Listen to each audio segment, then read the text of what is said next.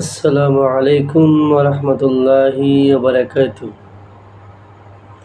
আজ আমরা জানব জুমার দিনের করণীয়। পবিত্র জুমার দিন সম্পর্কে মহান রব্বুল আলামিন কোরআন মাজিদে একটি সূরা অবতীর্ণ করেছেন। আর জুমার দিনের করণীয় সম্পর্কে রাসূল করিম সাল্লাল্লাহু আলাইহি সাল্লাম বলেছেন, উম্মতের জন্য কি করণীয় বেশি আমরা হাদিস জানবো ইনশাআল্লাহ। আমরা আসি এক নম্বরে, বেশি বেশি দুরূদ পাঠ করতে হবে। হাদিসটি আবু দাউদ 1531। 2, জুমার ফজরে সূরা সাজদা এবং সূরা ইনসান পাঠ করা। বুখারী 1068 নম্বর হাদিস। 3, সূরা কাফ পাঠ করা। সহিহ তাগরিব 735 নম্বর হাদিস। 4, জুমার জন্য গোসল করা, আতর ব্যবহার করা।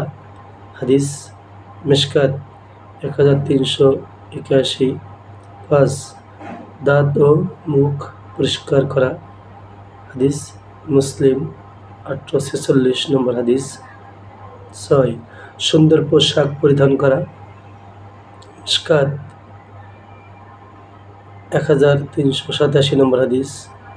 7, সকাল সকাল মসজিদে যাওয়া। বুখারী হাদিস নম্বর 881।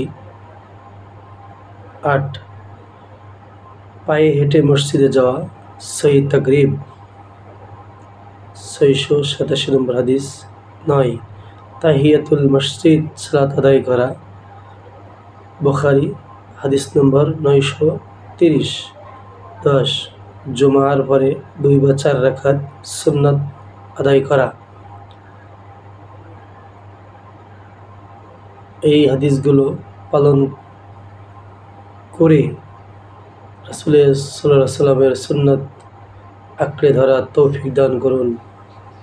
আল্লাহ আমাদেরকে তৌফিক দান করুন। সকলে আল্লাহুম্মা আমিন। আসসালামু আলাইকুম ওয়া রাহমাতুল্লাহ।